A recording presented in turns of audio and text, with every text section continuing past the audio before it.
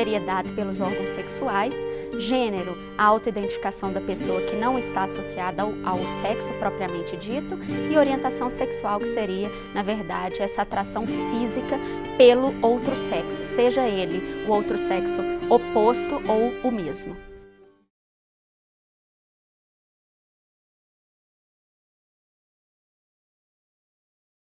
Eu acho que, pelo menos para grande parte da população, não existe uma compreensão real sobre o que é orientação sexual e o que é identidade de gênero. Nós apreendemos a realidade pelos sentidos. E eu não posso desconfiar dos meus sentidos. Pelos meus sentidos, pela minha visão, pelo meu tato, pelo meu ouvido, eu percebo que há diferenças naturais entre homem e mulher. Muita gente entende essa questão de gênero vinculada expressamente à genitalidade, né, ao ser, ao pênis e à vagina. Quando, na verdade, para nós, ela é uma questão de autoafirmação, é identitária. O que a pediatria, a área médica, e a psicologia, a psiquiatria vão mostrar é que, na verdade, a autoidentificação, quando ela não está relacionada com o sexo, ela é disfuncional. É a simples constatação da realidade, de que os órgãos sexuais são dados da realidade, não são construção social. Gênero significa um conjunto de ações cotidianas que reiteram lugares para determinados corpos e posições e sentidos e significados para determinados corpos. Muitos estudiosos mesmo, pesquisadores, estudiosos, médicos e psicólogos principalmente, eles fizeram um estudo até mais recente, onde eles apontam que essa teoria ela não tem base científica. É um fenômeno moderno, porque é um fenômeno identitário, onde a gente pode dizer quem é, onde a gente está e como a gente se reconhece no mundo. O homem é mais prático, a mulher é mais detalhista, mais afetiva, o homem é um pouco mais racional. Você tem lá um livro fantástico chamado Cântico dos Cânticos de Salomão. Descreve a beleza do amor entre um homem e uma mulher. Esta beleza só é bela na medida em que ela se encontra com este símbolo da vontade de Deus. Por trás de toda a discussão sobre como a gente encara a homossexualidade, tem um pano de fundo religioso que sustenta esse discurso homofóbico, transfóbico, contra os nossos corpos e a nossa vivência real da sexualidade.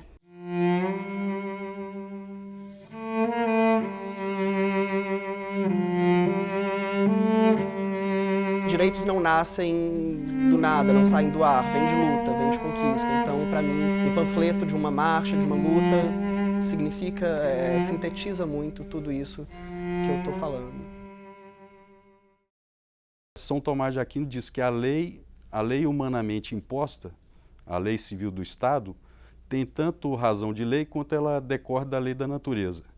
Se ela começa a contrariar a lei da natureza, ela já não é lei. O direito que tem que reger os nossos corpos e as nossas vidas tem que ser o direito humano. A nossa luta é sempre por direitos. Não é mais nem menos do que a gente quer, não. É apenas o que todos já têm. Mas, infelizmente, nós ainda somos considerados cidadãos de segunda classe. A reivindicação de qualquer grupo é legítima. Toda pessoa tem o direito de buscar o que lhe convém, o que lhe interessa, mas tem que partir sabendo que é uma discussão prolongada com toda a sociedade e que, no fim, a sua ideia pode não prevalecer. Debates sobre direitos fundamentais são diferentes de debates, por exemplo, de uma reforma administrativa, se permanece uma secretaria unificada ou se divide ela em vários. Uma posição contrária a direitos fundamentais é mera violência, é discurso de ódio. E aí não é contraditório. Dar voz para esses discursos, na verdade, é reproduzir a própria violência. Tudo que diz respeito a direito de acesso, a direito de oportunidade igual, né, a respeito, a tratamento, é justo. Eu, como cidadão brasileiro e como cristão, não quero que o direito da igreja seja resguardado mais que o de ninguém, mas também não quero que seja menos. Agora, a partir do momento que você quer naturalizar e promover aquele comportamento como se fosse algo benéfico, tanto para a pessoa quanto para a sociedade, isso já é problemático porque não há evidências empíricas nesse sentido. A tendência homossexual não gera direitos específicos para ninguém, porque os direitos, eles nascem da condição de ser humano, e não da condição de ter cabelo ou não ter. de ter braço ou não ter. Concretamente, na vida, existe uma série de fatores que faz com que as pessoas se diferenciem entre si e que algumas pessoas tenham, mesmo existindo a previsão na lei, na Constituição, que essa pessoa deveria ser igual a outra, na vida concreta ela não tem acesso a todos os direitos. O primeiro direito é o direito ao respeito de ser quem ele é. O direito de ser LGBT sem viver naquele desespero, naquela angústia, de ter que se esconder, de ter que mentir, ou de viver uma vida dupla. A gente não é um dos piores países. Se a gente for pensar, existem ainda 72 países que criminalizam a homossexualidade, sendo que 8 ainda criminalizam com pena de morte. A homossexualidade não é um super direito, mas daí a dizer que a homossexualidade deve ser punida como crime, vai a uma distância muito grande, né?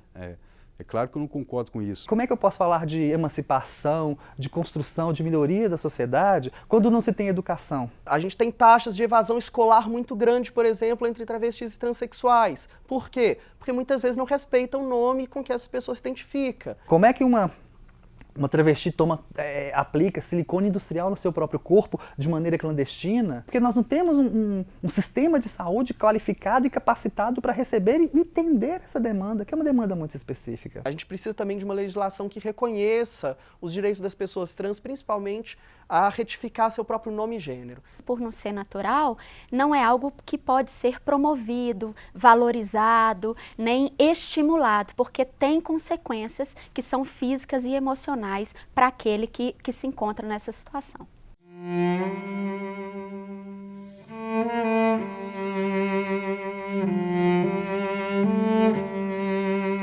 Esse livro, ele diz que o divórcio é uma ideia burguesa. E eu quero dizer que a ideologia de gênero é uma ideia burguesa. O casamento entre pessoas de mesmo sexo. O casamento ele deriva inicialmente de uma ação no STF que julgou a união estável entre as pessoas de mesmo sexo, que foi a ADI 4277, junto com a DPF 132, e depois, em 2013, o CNJ, que é o Conselho Nacional de Justiça, pegou e emitiu uma resolução, que é a Resolução 175, vedando os cartórios de impedir a habilitação, recusar a habilitação do casamento. É como se fosse, numa certa medida, legalizar a moeda falsa, equiparar a moeda falsa com a moeda verdadeira. A valorização da moeda falsa diminui o valor da moeda verdadeira. Quando eu valorizo uma família falsa, eu estou diminuindo o valor da família verdadeira. Eu não acredito que essa decisão pode ser tomada apenas pelo âmbito jurídico, porque ela envolve a sociedade como um todo. Ela precisa passar pelo parlamento. Por mais que eu acho que é uma coisa muito bem-vinda e que pegou e ajudou a gente pegar a ter significa uma conquista de direitos, é uma conquista ainda precária. A Igreja de Jesus Cristo, composta por pessoas que são cidadãos, que têm perspectiva, que têm opinião, tem o direito de fazer parte dessa discussão. Eu acho que a gente precisa transformar muitas dessas conquistas que a gente teve, por exemplo, do próprio casamento, em leis que sejam um pouco mais estáveis. Nós queremos reconhecer as outras formas de família, essas outras constituições, como elas se dão. A ação do Estado ela é muito forte e muito simbólica. Quando ela diz que duas pessoas do mesmo sexo podem constituir família, isso causa um mal tremendo, porque é uma decisão que contraria a natureza humana, que causa desordem social. Isso é, antes do século XVIII, sinto muito, uma boa aula de história resolve esse problema, porque o mundo mudou. A relação homossexual ela não deve ser tratada como questão de direito de família. Então, se duas pessoas do mesmo sexo querem constituir uma sociedade, isso deve ser tratado como uma sociedade de fato.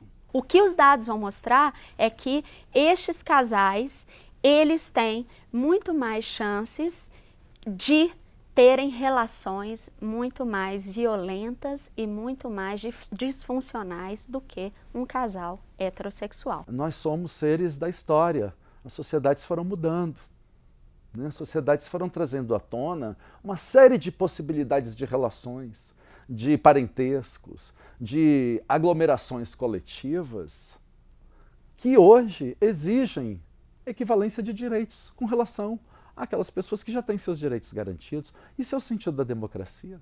As famílias LGBT são as que mais adotam hoje, por incrível que pareça. essas crianças e esses adolescentes em famílias com casais do mesmo sexo, eles terão muito mais chances de serem mais infelizes, serem mais abusados, terem pior desempenho escolar, evadirem mais a escola, serem mais violentos, usarem mais drogas, etc. Aqueles dois pais, aquelas duas mães, aquela mulher trans, aquele homem trans, casado com, com uma hétero, ou mesmo com uma lésbica e tudo. O que vocês vão dizer para os filhos deles? Não, vocês não podem ter pais, você não pode ter dois pais, é melhor que você fique no orfanato, é melhor que você fique lá na casa de abrigo.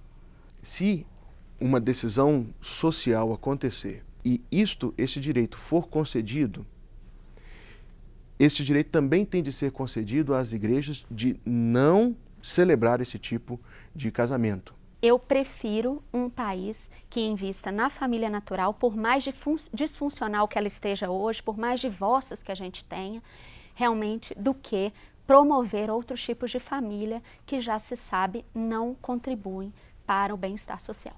O sentido da democracia é exatamente essa polêmica original, essa polêmica que e que sempre vai ser polêmica, que é pensar em todos. Pensar em todos, a primeira pergunta que a gente tem que fazer quando alguém fala isso é: quem é que cabe nesse todos? Cabe todo mundo ou cabe só alguns?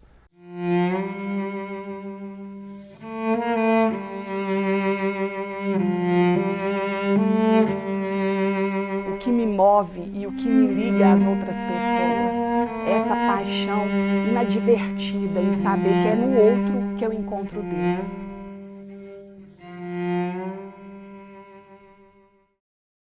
Não é tão fácil fazer essa identificação. Tem alguns grupos que já são mais visíveis, né? Principalmente alguns grupos religiosos fundamentalistas, que têm feito uma verdadeira cruzada, na verdade, contra os direitos LGBT no Brasil. No Brasil, você percebe que é uma parte da Igreja Católica que participa, mas menor, há outras igrejas, como igrejas evangélicas, que aparentemente participam mais, que têm valores morais um pouco mais fechados. Não me parece que haja um preconceito assim tão forte com as pessoas homossexuais atualmente. Eu acho que é um preconceito muito grande com a religião. Tenho amigos, tenho uma família, pessoas com quem eu já convivi, pessoas com quem eu convivo, e eu não lido com o LGBT de maneira diferente que eu lido de outra pessoa. Mas esse é um movimento internacional que nasceu no mundo inteiro de protestos, essa onda conservadora, que é essa ideia de que homem é homem, mulher é mulher e que família é formada por homem e mulher. E nós, o segmento LGBT, subverte completamente essa lógica. Porque no nosso caso, é o núcleo constituído por dois homens, ou seja, essencialmente só pelo masculino, essencialmente só pelo feminino, essencialmente pelas outras manifestações da sexualidade humana. Essa ideologia de gênero, no fundo, ela é querer legalizar um ateísmo prático. O Estado diz que eu posso viver a minha fé, ter a minha convicção religiosa, mas quando o Estado vai tomar as opções legislativas dele, eu tenho que me comportar como um ateu. É importante a gente lembrar também, porque muitas vezes quando a gente faz essa fala, fica parecendo que todo religioso, todo evangélico é necessariamente contrário aos direitos LGBT. Isso é falso. A gente sabe que é um grupo de fundamentalistas. Quando você vai tentar argumentar com uma pessoa, com um religioso mais radical, ele vira e fala: não, é a palavra de Deus e pronto, eu não quero saber, não quero te ouvir. E nós temos um problema. Como é que eu vou debater com Deus? A gente está sempre perdendo vamos dizer assim, essa batalha.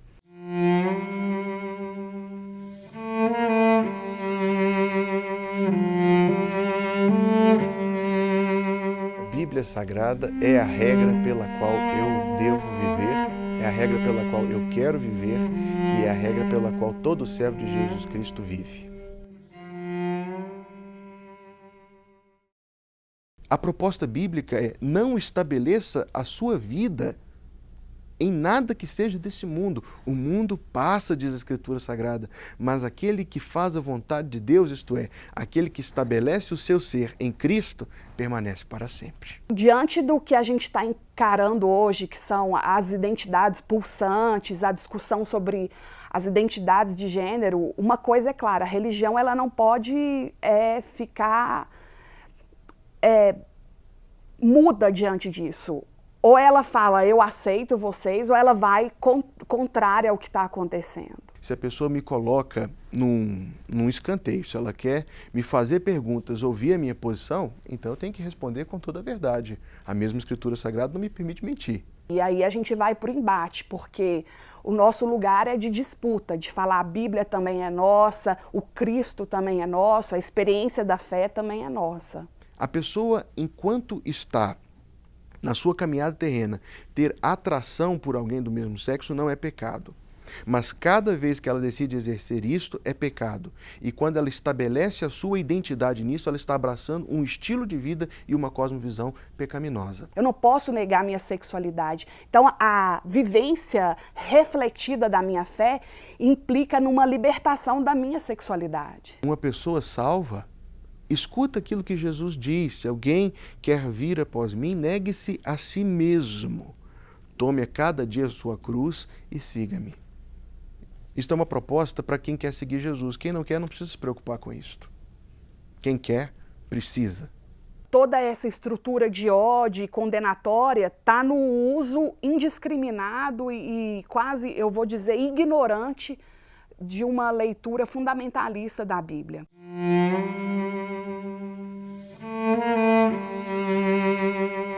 Qual é o objetivo de se ensinar aos meninos que eles não são necessariamente meninos e as meninas não são necessariamente meninas?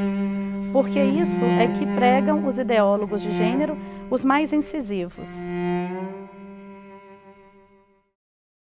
A gente vê por aí que não é uma ciência, por isso a gente chama de ideologia. Há um acúmulo de conhecimento científico sobre o que é o sexo e o corpo e o gênero bastante polêmico. Não há uma visão só do conhecimento científico sobre isso. Há muitas visões. Começar a discussão a partir de ideologia de gênero já me causa um certo espanto, assim, porque é uma palavra perversa, né? Foi cunhado em um caldeirão de perversão. Há sim uma ideologia por trás, né, que é uma ideologia de esquerda, que é uma ideologia marxista, que está presente de forma silenciosa em todos os discursos em prol desse movimento de diversidade sexual, de diversidade de orientação sexual. É típico de movimentos políticos e de mobilizações políticas muito conservadoras, a confusão entre os termos. Eles partem de pressupostos marxistas de que o papel da mulher foi determinado na sociedade porque ela foi a primeira explorada pelo homem. Se a gente olhar para a história, todos os movimentos totalitários, eles obrigatoriamente trabalhavam com mescla e confusão entre conceitos e termos, de maneira a tornar esses termos sentidos completamente vazios, onde qualquer coisa pode ser encaixada. A expressão ideologia de gênero ela é cunhada dentro do cenário religioso, né? Que está aí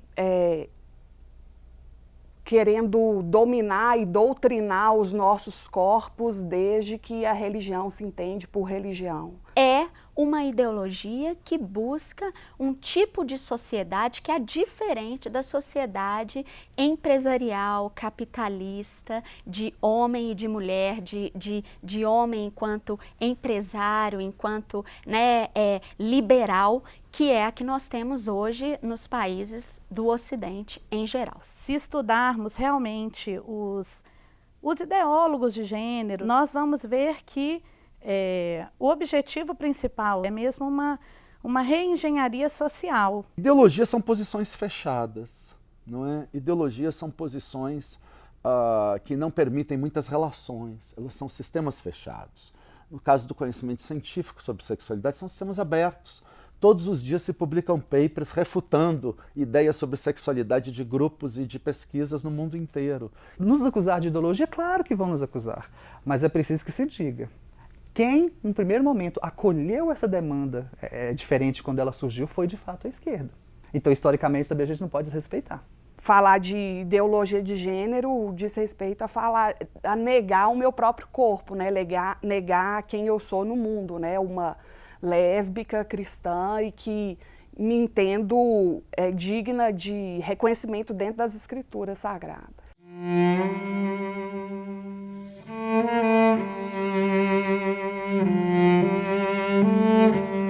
Aproveitando o drama desse tema, vamos dizer assim, essa polêmica desse tema nesse país, eu acho que ele simboliza um pouco essa vontade de que as escolas sejam cada vez mais plurais. Eu penso que a escola, ela não é lugar para se ensinar sobre identidade de gênero, expressão de gênero, orientação afetivo-sexual. Não é um tema que está fora da escola e que deveria a escola incorporar ou não. Não está em debate isso.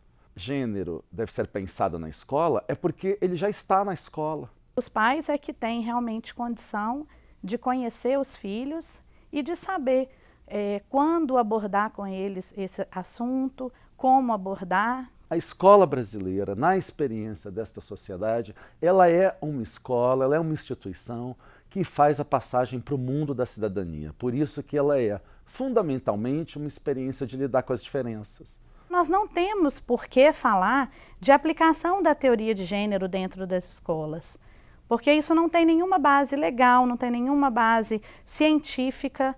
E as crianças e os jovens, eles não são cobaias. A verdade é essa, as crianças e os jovens não são cobaias. As escolas devem refletir sobre gênero e devem levar as crianças e os jovens a pensar sobre esses lugares que os corpos são destinados numa sociedade. Isso significa capacidade de autonomia dessas crianças e esses jovens para pensar o seu futuro.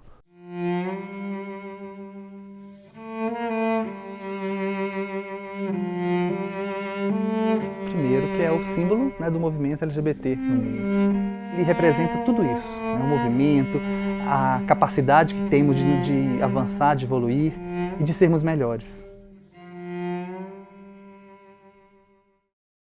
Não é uma opção, né? É a minha realidade, né? Porque eu nunca optaria por ser lésbica dentro da conjuntura que a gente vive. Quando eu ouço, né, vários comentários de pessoas, né, não, porque isso é algo, é uma safadeza, é uma escolha, é uma vontade, não. Essas pessoas estão muito equivocadas, estão muito enganadas. E isso só gera o quê? Mais preconceito e mais violência. A minha trajetória diante de não me descobrir lésbica, mas de me assumir lésbica, ela implicou na minha saída da igreja. E eu fiquei fora da experiência da fé comunitária durante 10 anos. No país, nós já temos mais de 44 travestis e transexuais assassinadas no Brasil. Até agora, neste ano de 2017. Ninguém que tenha Jesus na sua vida, no seu coração, vai agredir alguém porque ele é homossexual, porque ele é trans, porque ele é travesti. Isso é inconcebível. Depois de algumas tentativas de suicídio, até uma que foi a mais forte, eu tive que tomar uma decisão. Ou eu continuava vivendo radicalmente quem eu era, encarando radicalmente quem eu era, uma lésbica cristã, ou eu viveria uma mentira, ou então eu não viveria. O preconceito ele está enraizado na nossa própria sociedade, né? Existe uma ideia de que é natural e normal ser heterossexual ou ser cisgênero, né? Então qualquer violação a essas normas acaba que cria um pânico moral. Eu sou militante da causa pró-família contra identidade de gênero e não sou uma pessoa preconceituosa. Preconceito, na verdade, é a forma como você enxerga o outro, não tem nada a ver com a forma como você pensa a sociedade. Eu ter que escutar de uma pessoa que a minha forma de vida não é legítima e ter que discutir, ter que convencer ela que eu mereço andar com meu namorado de mãos dadas pela rua, sem receber um insulto, sem receber uma garrafada como eu mesmo já recebi. As regras de conduta têm que se pautar de acordo com a natureza do homem. A expressão de afeto entre homossexuais em lugares públicos atenta, a meu ver, contra essa moralidade objetiva, que não muda ao longo do tempo e com a alternância dos costumes. Sexualidade e gênero são questões, sobretudo no Brasil e em muitos países, são questões de justiça, não são questões de moral. Eles acham que nós, que somos contrários a essa teoria, nós somos intransigentes, somos homofóbicos, somos pessoas fundamentalistas, mas toda vez que tentamos debater sobre esse assunto, não encontramos um campo, um espaço para isso. É muito difícil para mim estar primeiro numa condição, aquilo que eu falei lá atrás, né, de subalterna, quer dizer, quando um outro está, né, nós dois juntos no mesmo nível, mas ele ainda se sente acima, né, num patamar acima do meu, para dialogar. Aí não há diálogo. Aí há opressão. Nós queremos acolhê-los e mostrar a eles que, na verdade, essa busca por outras identidades e por outras orientações vai trazer muito mais consequência negativa do que positiva, porque são, de fato, disfuncionais, tanto biológica como psicologicamente falando. Eu falo sinceramente que depois de 37 anos de vida, eu acho que esse discurso ele tem que ser feito olho no olho. É quando a gente se permite conhecer o outro, ouvir a história do outro, tocar o outro, que essas barreiras vão sendo destruídas. O que nós queremos fazer é que não haja nem opressor nem oprimido. Que hajam cidadãos e cidadãs. Pura e simplesmente assim. Então, enquanto essa realidade não for possível, haverá militância, haverá movimento, haverá pessoas como eu que vão estar nessa luta permanentemente.